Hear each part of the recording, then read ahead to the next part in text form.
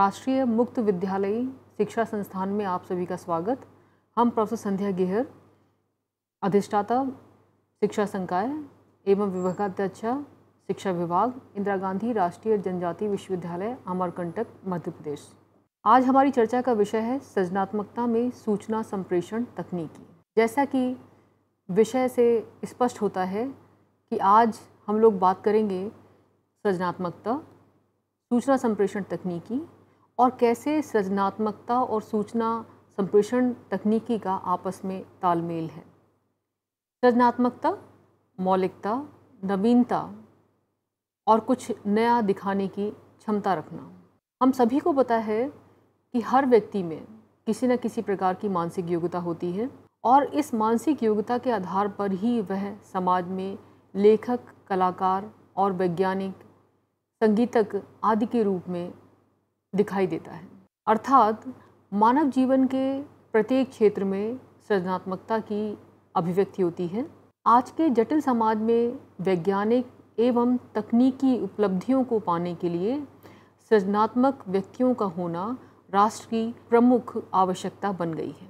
समाज व्यक्ति व राष्ट्र के लिए अत्यधिक महत्वपूर्ण होने के बावजूद सृजनात्मकता की कोई एक सार्वभौमिक परिभाषा नहीं है। सृजनात्मकता को अलग अलग शिक्षाविदों ने, अलग अलग मनोवैज्ञानिकों ने अलग अलग परिप्रेक्ष्य में बताया, लेकिन सर्वाधिक लोकप्रिय परिभाषा या कथन गिलफोर्ड द्वारा बताया गया। गिलफोर्ड ने कहा कि हम सभी में दो प्रकार का चिंतन होता है, एक अभिसारी चिंतन और दूसरा अपसरण चिंतन। अभिसारी चिंतन से तात्पर्य है कि हम अपने कई तरीके के विचारों के आधार पर किसी भी समस्या के निष्कर्ष पर पहुंचते हैं और ऐसे चिंतन में समस्या का हमें एक निश्चित उत्तर देना होता है। इसको हम लोग इस तरह से भी समझ सकते हैं कि अभिसारी चिंतन से तात्पर्य बालक अथवा व्यक्ति का विभिन्न तरीकों से एक सही निष्कर्ष पर पहुंचना होता है और ऐसे चिंतन में हम एक निश्चित उत्तर की प्राप्ति करते हैं। जबकि अपसारी चिंतन से तात्पर्य है कि जहां पर हम किसी भी समस्या के बारे में भिन्न भिन्न दिशाओं में सोचते हैं और विभिन्न दिशाओं में सोचने के साथ साथ हम उसमें कुछ नई चीज़ों को भी जोड़ने का प्रयास करते हैं और इससे हमें जोड़ने के साथ में हम अलग अलग विचारों को व्यक्त करते हैं। इस प्रकार का जो चिंतन है वो अरूढ़िवादी प्रकृति का होता है और जो अपसरण चिंतन है उसी को हम सृजनात्मकता के नाम से भी जानते हैं। सृजनात्मकता व्यक्ति की वह योग्यता है जिसके द्वारा वह उन वस्तुओं या विचारों का उत्पादन करता है और अनिवार्य रूप से जो नए विचार हों और जो पहले से न जानता हो, इस प्रकार के व्यक्ति नए नए कार्य करता है और ऐसी सृजनशीलता को ही सृजनात्मकता के नाम से जाना जाता है। जिस प्रतिभा के आधार पर वह नई कृति, नवीन रचना या नवीन आविष्कार करता है, उसे ही हम बालक अथवा व्यक्ति की सृजनात्मकता कहते हैं। इस प्रकार हमें ये समझ आता है कि हम सृजनात्मकता के अंतर्गत कुछ नए वस्तुओं या विचारों का उत्पादन करते हैं और ऐसे विचार जो अनिवार्य रूप से नए हों, अर्थात अगर वो विचार पहले से भी रखा गया हो लेकिन इस समय जब हमने उस विचार को रखा है तो उस विचार का जो सृजन है वो नया हो, अर्थात व्यक्ति ने उसमें एक नवीन कार्य करके उस नवीन विचार का प्रतिपादन किया है और इस नवीन कृति और नवीन रचना और नवीन आविष्कार का करना ही व्यक्ति की सृजनात्मकता कहलाता है। सृजनात्मकता को कई लोगों ने अपने अपने शब्दों में परिभाषित किया, जिसमें स्टेगनर और कावस्की ने कहा कि किसी नई वस्तु का पूर्ण या आंशिक उत्पादन सृजनात्मकता कहलाता है। स्किनर ने बताया कि सृजनात्मक चिंतन वह है जो नए क्षेत्र की खोज करता है, नए परीक्षण करता है, नई भविष्यवाणियाँ करता है और नए निष्कर्ष निकालता है। गिलफोर्ड ने कहा कि सृजनात्मकता बालकों में प्राय सामान्य गुण होते हैं। उनमें न केवल मौलिकता का गुण होता है वरन उनमें लचीलापन, प्रवाहमयता, प्रेरणा, सम्यता की योग्यता भी पाई जाती है। इस प्रकार हमें ये पता लगता है कि सृजनशील व्यक्ति सदा नए दृष्टिकोण, विचार और व्यवहार को अपनाने के लिए सदा तत्पर रहता है, जिससे वह समस्या के नवीन समाधान खोजने में सफल रहता है। अगर हर दृष्टिकोण और हर परिभाषा को हम परिभाषित करके देखें तो अंत में निष्कर्ष के रूप में हमें एक ही पंक्ति दिखाई देती है कि सृजनशील व्यक्ति से तात्पर्य नया दृष्टिकोण, नया विचार, नया व्यवहार और नवीन तरीके से समस्या का समाधान करना। सृजनात्मक चिंतन के लिए आवश्यक चीज़ें हैं कि चिंतन का विषय नवीन और मूल्यवान होना चाहिए और चिंतन बहुविधि होना चाहिए, अर्थात चिंतन के लिए हमारे पास कई तरीके के विकल्प होते हैं या हम बहुत सारे नए विकल्पों का इस्तेमाल करके एक सर्वश्रेष्ठ विकल्प का चयन करते हैं। सृजनशील व्यक्ति की अपनी कुछ विशेषताएं होती हैं, चाहे वो व्यक्ति हो चाहे वो बालक हो, लेकिन वह बालक, वह विद्यार्थी अन्य व्यक्तियों की अपेक्षा वातावरण के प्रति अधिक संवेदनशील होता है। उसके विचारों में स्वतंत्रता होती है, वो किसी भी घटना, चीज़ या वस्तु को गंभीरता से नहीं लेते, वरन हर कार्य को वो मनोविनोद के साथ करते हैं। सृजनशील बालक हर विषय पर अधिक से अधिक विचार रखने की क्षमता रखता है और रखता भी है, और इसके विचारों को रखने में लचीलापन होता है और वो किसी भी समस्या का समाधान हमेशा नवीन तरीके से करने की कोशिश करता है। और सृजनशील व्यक्ति हमेशा अपनी इच्छाओं का आदर करते हैं। इस तरह से हम लोगों ने पाया कि सृजनशील व्यक्ति के अंदर मनोविनोद, अपने विचारों को रखने की स्वतंत्रता, लचीलापन और जटिल समस्या का समाधान नवीन तरीके से रखने की विशेषताएं पाई जाती हैं।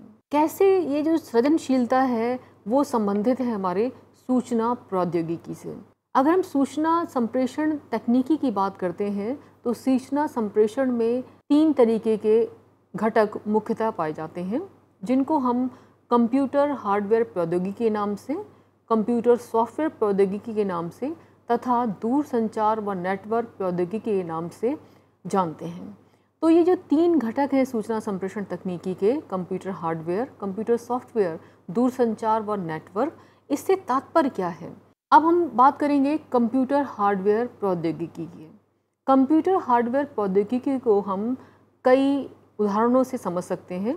इसके अंतर्गत माइक्रो कंप्यूटर, सर्वर, बड़े मेन फ्रेम कंप्यूटर के साथ साथ इनपुट, आउटपुट एवं संग्रह करने वाली युक्तियां आती हैं। इससे निष्कर्ष ये निकलता है कि जो हमारा कंप्यूटर हार्डवेयर प्रौद्योगिकी का भाग है उसके अंदर सारा कंप्यूटर का जो हार्डवेयर वाला पार्ट है वो आता है। और अभी जो कंप्यूटर सॉफ्टवेयर है आपका, इसके अंतर्गत हम लोग बात करेंगे कि इसमें क्या क्या चीज़ें हैं। जैसे सॉफ्टवेयर यानी कि जो भी हमारा ऑपरेटिंग सिस्टम होगा वो। यहाँ पर हम लोग बात कर रहे हैं सूचना प्रौद्योगिकी के, सूचना संप्रेषण तकनीकी के तीसरे घटक की, जिसे हम दूरसंचार व नेटवर्क प्रौद्योगिकी के नाम से जानते हैं। इसके अंतर्गत दूरसंचार के माध्यम, प्रकमक तथा इंटरनेट से जुड़ने के लिए तार या बेतार पर आधारित सॉफ्टवेयर, नेटवर्क सुरक्षा और सूचना का कूटन, जिसे हम क्रिप्टोग्राफी के नाम से जानते हैं, वो आता है। अर्थात जो हमारा कंप्यूटर सॉफ्टवेयर है और जो हमारा कंप्यूटर हार्डवेयर है, जैसे कंप्यूटर सॉफ्टवेयर में ऑपरेटिंग सिस्टम तथा कुछ और दूसरे तरीके के व्यापारिक और वाणिज्यिक सॉफ्टवेयर आते हैं, कि कैसे इनको हम चालित अवस्था में लाएंगे, वो इसका तीसरा पार्ट आता है। अब सृजनशील बालक है, कैसे अपनी सृजनशीलता को, जैसे कि विचारों की स्वतंत्रता को, मानसिक प्रक्रियाओं के फिक्सेशन को और अपनी आलोचनात्मक चिंतन को और अपनी लोचशीलता को किस तरीके से इन प्रौद्योगिकी के साथ में जोड़ेगा, चाहे वो कंप्यूटर सॉफ्टवेयर हो, दूरसंचार हो, किस प्रकार से हम सूचना संप्रेषण तकनीकी को सृजनशीलता के अंतर्गत देख सकते हैं। अगर हम शिक्षा के क्षेत्र में देखें तो जो सूचना संप्रेषण तकनीकी है उसने शिक्षा के क्षेत्र में कई तरीके से धमाका मचा रखा है। आज हमें बहुत सारी चीज़ें शिक्षा के क्षेत्र में सूचना संप्रेषण तकनीकी के माध्यम से बहुत ही सरलता से और सुगम्यता से हासिल हो पा रही हैं, चाहे हमारी किसी भी परीक्षा का परिणाम हो, चाहे वो नेट की परीक्षा हो, और साथ में जो हमारी दूरस्थ शिक्षा है उसमें भी सूचना जो संप्रेषण तकनीकी है वो अहम भूमिका निभा रही है। इसी प्रकार से अगर हमें स्कॉलरशिप देना हो या ऑनलाइन हमें एडमिशन लेना हो, उसमें भी सूचना संप्रेषण तकनीकी अपनी विशेष भूमिका निभा रही हो। आज हम अपने भौतिक वातावरण को वर्चुअल वातावरण में बहुत आसानी से परिवर्तित कर पा रहे हैं। हम सूचना संप्रेषण तकनीकी के माध्यम से अपने कक्षा की गतिविधियों को बाहर बैठे दूरस्थ स्थान पर बैठे हुए किसी भी व्यक्ति के साथ में आसानी से जोड़ सकते हैं और हम अपने विद्यार्थियों को एक वर्चुअल क्लासरूम की शिक्षा और प्रशिक्षण भी प्रदान कर सकते हैं। इस आधार पर हम ये पाते हैं कि सूचना संप्रेषण तकनीकी ने शिक्षा के हर क्षेत्र में अपनी पहल बना रखी है। लेकिन शिक्षा के क्षेत्र के साथ साथ कैसे सूचना संप्रेषण तकनीकी हमारी सृजनात्मकता को बढ़ावा देने के लिए सहायक हो सकती है। अभी इस चर्चा में हम लोगों ने चर्चा की थी कि हमारा जो चिंतन है वो सृजनात्मक चिंतन भी हो सकता है और अभिसारी चिंतन भी हो सकता है। लेकिन चर्चा का विषय, मुख्य विषय है कि सृजनात्मकता में सूचना संप्रेषण तकनीकी, कि हमारी सृजनशीलता को बढ़ावा देने के लिए सूचना संप्रेषण तकनीकी कैसे काम करेगी। हम जब किसी भी समस्या का समाधान करते हैं तो हम उस समस्या का समाधान नवीन तरीके से करना चाहते हैं, यानी कि हम अपनी समस्या का समाधान करने के लिए नवीन विचारों को इकट्ठा करते हैं और इन नवीन विचारों को इकट्ठा करने में जो हमारा नेटवर्क सिस्टम है, इंटरनेट है, google.com है आदि ऐसी बहुत सारी वेबसाइट हमारे लिए बहुत अधिक लाभदायक सिद्ध हो रही हैं। इसी प्रकार से जब हमें उत्पाद के रूप में कुछ नया निकालना है तो उसमें हम कौन कौन से विकल्प ले सकते हैं, तो उन विकल्पों का चयन और वो विकल्प कौन कौन से हो सकते हैं, इसको भी हम सूचना संप्रेषण तकनीकी के माध्यम से आसानी से प्राप्त कर सकते हैं। और इस प्रकार जब सूचना संप्रेषण तकनीकी सृजनात्मकता के एक पक्ष के रूप में काम करती है तो जिस समस्या का समाधान 1 घंटे में होना हो वह समस्या हमारी 20 मिनट के अंदर पूरी हो जाती है। और कक्षा कक्ष के अंतर्गत भी हम सृजनात्मकता को बढ़ावा देने के लिए सूचना संप्रेषण तकनीकी का इस्तेमाल कर सकते हैं। जैसा कि हम सभी को पता है कि इसके अंतर्गत हम लोग computer, projector, virtual classroom, radio आदि इत्यादि चीज़ों का इस्तेमाल करते हैं। मान लीजिए कि एक दूरस्थ स्थान पर बैठा हुआ बच्चा है जो कि चाहता है कि वो भी दिल्ली जैसे राज्य में कैसे कक्षाएं चलती हैं और किस प्रकार से यहाँ पर प्रयोगशाला में प्रयोग कराए जाते हैं, वो अमरकंटक में बैठकर देखना चाहता है। तो हम बहुत आसानी से सूचना संप्रेषण तकनीकी का सहारा लेकर उसको दिल्ली राज्य का जो परिदृश्य है वो अमरकंटक जैसे छोटी सी जगह मध्य प्रदेश के जाकर हम उसको दिखा सकते हैं। इसी प्रकार से अमरकंटक एक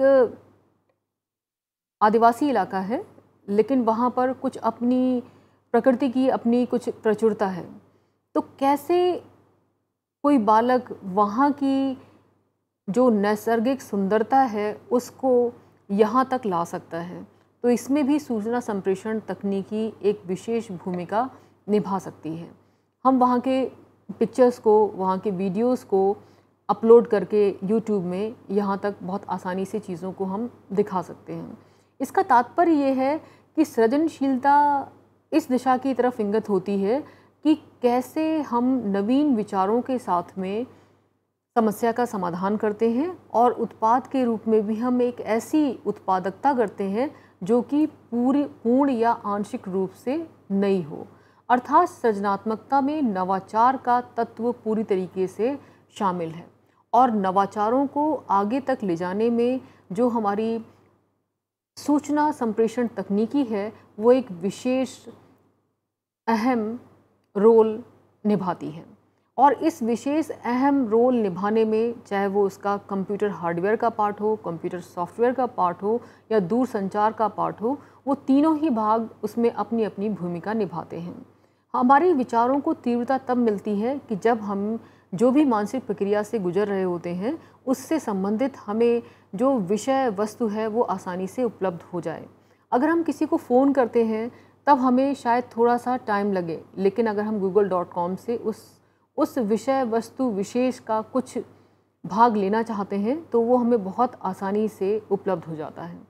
इस प्रकार से जो सृजनशील बालक है उसमें सूचना संप्रेषण तकनीकी अपनी भूमिका निभाकर उसकी सृजनशीलता को बढ़ावा देने का कार्य करती है।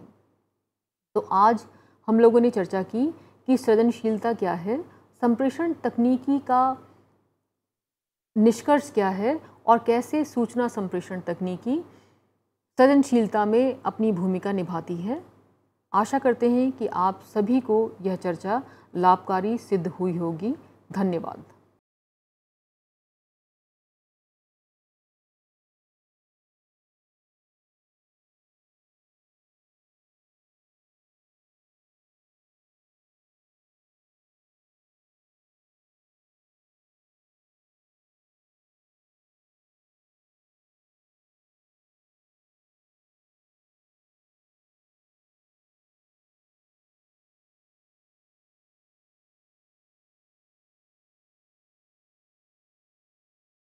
चेहरों पर ये मुस्कान आई है शिक्षा के जरिए। ये मुस्कान आई है national institute of open schooling यानी NIOS के जरिए। National institute of open schooling या राष्ट्रीय मुक्त विद्यालयी शिक्षा संस्थान, इस संस्थान का एक बड़ा उद्देश्य है आम आदमियों के जीवन को बेहतर बनाना। ऐसे लोग जिनके लिए शिक्षा एक दूर का सपना है या वे बच्चे जो परिवार की रोजी रोटी कमाने के लिए बीच में ही स्कूल छोड़ने पर मजबूर हो जाते हैं। NIOS ऐसे बच्चों और बड़ों को दोबारा शिक्षा से जुड़ने का मौका मुहैया कराता है ताकि वे एक बेहतर जीवन जी सकें। 1989 में स्थापना के बाद NIOS ने देश के लाखों बच्चों और वयस्कों को बेहतर शिक्षा से जोड़ा है। इनमें हर उम्र, हर पृष्ठभूमि, हर जाति, हर मजहब और हर क्षेत्र के लड़के लड़कियां, महिलाएं और पुरुष शामिल हैं।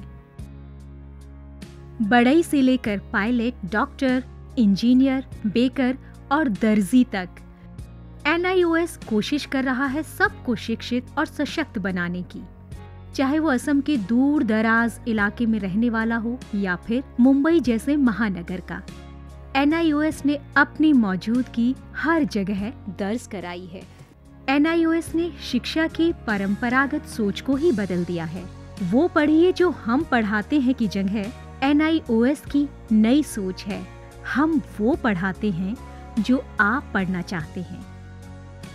इस नई सोच ने लोगों को आगे बढ़ने और NIOS के साथ जुड़ने के लिए प्रोत्साहित किया है। शिक्षा उपलब्ध कराने के मामले में NIOS किसी सीमा को नहीं मानता, उम्र की सीमा को भी नहीं। चंडीगढ़ के गणेश के लिए भी NIOS एक वरदान साबित हुआ। NIOS शारीरिक रूप से अक्षम बच्चों को भी बेहतर शिक्षा मुहैया कराने के लिए पूरी तरह प्रतिबद्ध है। ऐसे बच्चों के लिए शिक्षा न केवल रोजगार के द्वार खोलती है, बल्कि उन्हें आत्मविश्वास और गर्व के साथ जीना भी सिखाती है। NIOS खेल के इन सितारों को उनकी सुविधा और समय के अनुसार बेहतर शिक्षा उपलब्ध कराता है। मेरी कॉम, सोमदेव देववर्मन, देविका रेबेका पल्लिकल, अरमान इब्राहिम, प्रद्युमन प्रकाश और अमयजोत सिंह। NIOS सीमा पर खड़े उन प्रहरियों को भी शिक्षा से लाभान्वित करता है जो देश की सुरक्षा के लिए अपनी जान की बाजी लगाने से भी नहीं चूकते। सच तो ये है कि NIOS की पहुंच हर ओर रहती है, चाहे वो दूर दराज के आदिवासी हो या जेल की कोठरी में बंद कैदी या फिर ग्रामीण और शहरी क्षेत्रों के गरीब निवासी। देश में कहीं भी कोई भी व्यक्ति, स्त्री, पुरुष, लड़का, लड़की, अमीर, गरीब शिक्षा से वंचित न रहे। राष्ट्रीय मुक्त विद्यालयी शिक्षा संस्थान का यही मिशन है। राष्ट्रीय मुक्त विद्यालयी शिक्षा संस्थान पूरे देश में शिक्षा के साथ साथ कौशल विकास के क्षेत्र में बहुत सारे कोर्सेज दे रहा है। लगभग 100 से ज़्यादा कोर्सेज हैं। हम दूर दराज के गांव में अपने संस्थान बनाते हैं और वहाँ के बच्चों को, वहाँ के बच्चियों को, वहाँ के वयस्कों को हुनर के क्षेत्र में शिक्षा पहुँचाते हैं। आपको जानकर खुशी होगी कि अब हम आर्ट, साइंस, कॉमर्स जिन क्षेत्रों में 12वीं का सर्टिफिकेट दिया जाता रहा है, अब हम हुनर के क्षेत्र में, वोकेशनल एरिया में भी 10वीं और 12वीं का सर्टिफिकेशन करेंगे। तो वो बच्चे जो कृषि से जुड़े हुए हैं, कारपेंट्री से जुड़े हुए हैं या दूसरे क्षेत्रों से जुड़े हुए हैं, वो अपने ही क्षेत्र में काम करेंगे, सीखेंगे, हुनर पैदा करेंगे अपने में और सर्टिफाइड भी होंगे कि वो सर्टिफाइड कृषक हैं, खेतिहर हैं।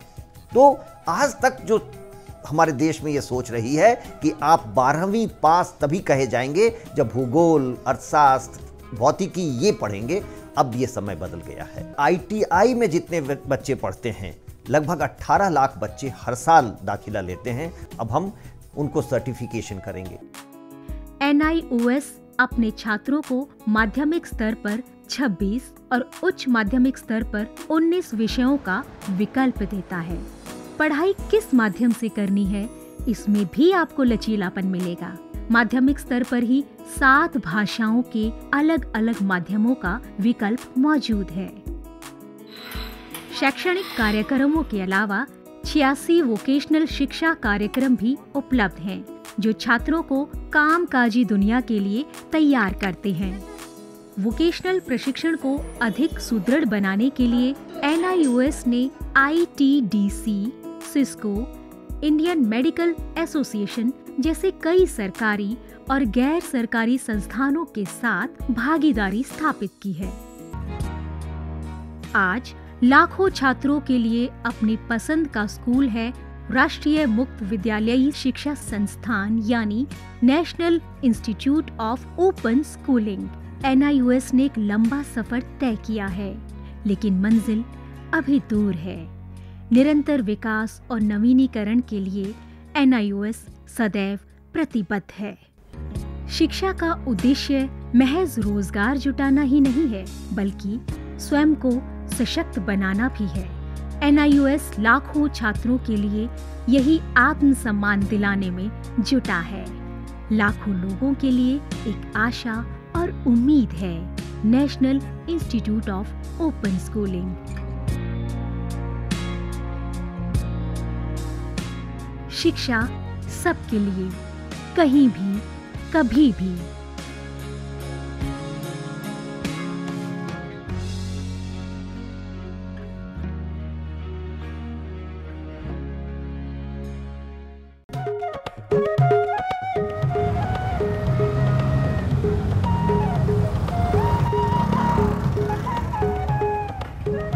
ये है कूल लाइफ, नो फिकर नो टेंशन। एक हम है कंगले। पर यार एक्सीडेंट हो गया तो? तू भी जनानियों की तरह उधेड़-बुन में लगा रहता है। जिंदगी एक ही बार मिलती है, एंजॉय। अब कहाँ चल दिया? मेरी इकोनॉमिक्स की क्लास है। अबे तेरे बिना वहां क्या कमी रह जाएगी? मैं ये चैप्टर नहीं समझ पाऊंगा। जा बाय।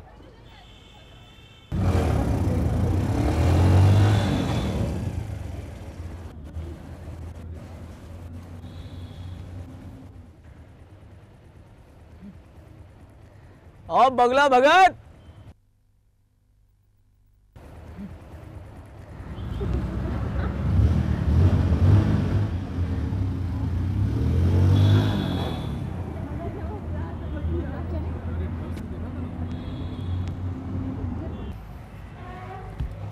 यार तू तो रहेगा हमेशा कुएं का मेढक, लेकिन भैया हम तो दुनिया में फुल ऐश करेंगे। यार तू समझता क्यों नहीं यार? क्या अक्ल मुझे भी है। मुझे पता है कि हमें नौकरियां करनी होंगी। आज तक जिंदगी पढ़ते पढ़ते गुजर गई।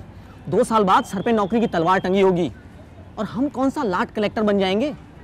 बस गुजारे लायक तनख्वाह होगी। इस दुनिया में इतनी मौज है, मस्ती है, ऐश है, उसमें हमारा हिस्सा कहाँ है? क्या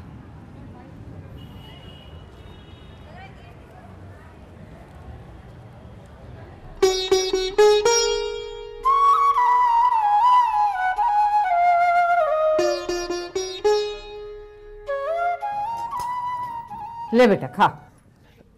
चाची जी, आप सुबह से रात तक काम करती हैं, थक नहीं जाती? हाँ, थक तो जाती हूँ बेटा, पर क्या करूँ, अब तो सुरेंद्र की बहू ही आकर के आराम देगी। बहू क्या ऐसे ही आ जाती है?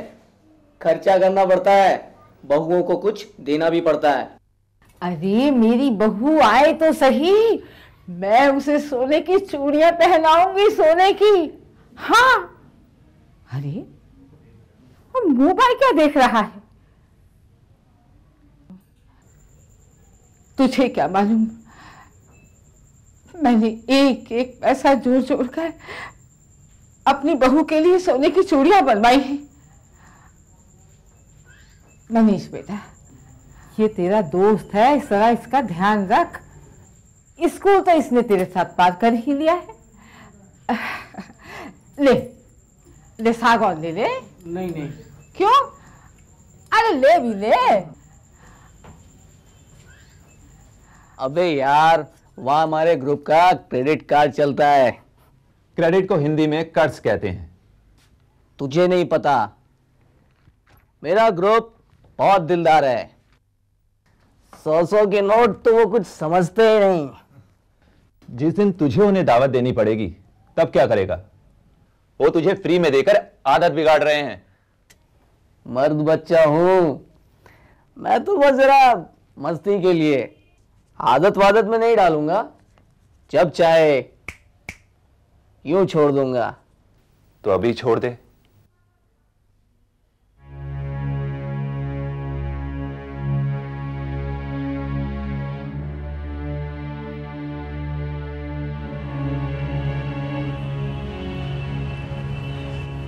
क्या हुआ? मना कर गया। मैं तो पहले ही कह रहा था, गोली मारो उसे। उसकी भेजे में बात नहीं आएगी। उसकी किस्मत में खुश रहना नहीं लिखा है।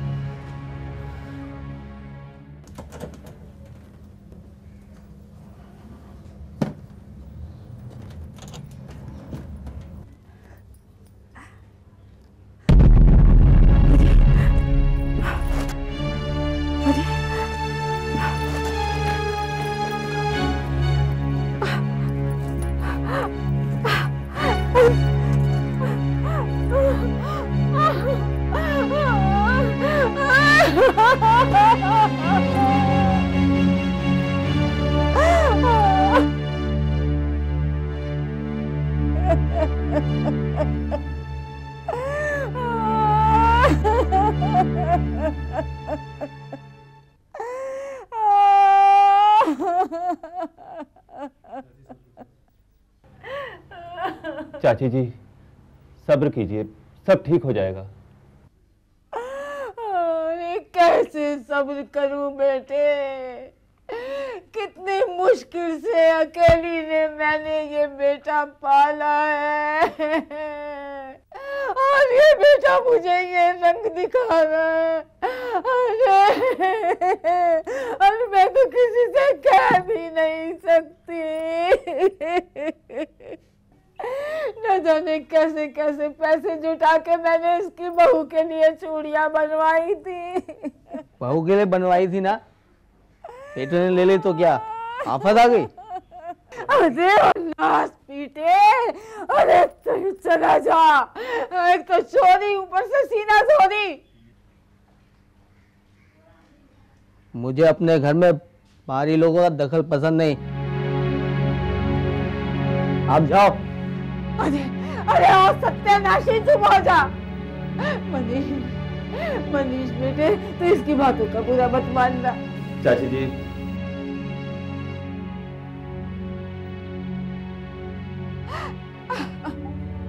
बहुत बुरा किया तूने, तूने बहुत बुरा किया। डॉक्टर साहब, मेरे बच्चों को बचा लीजिए।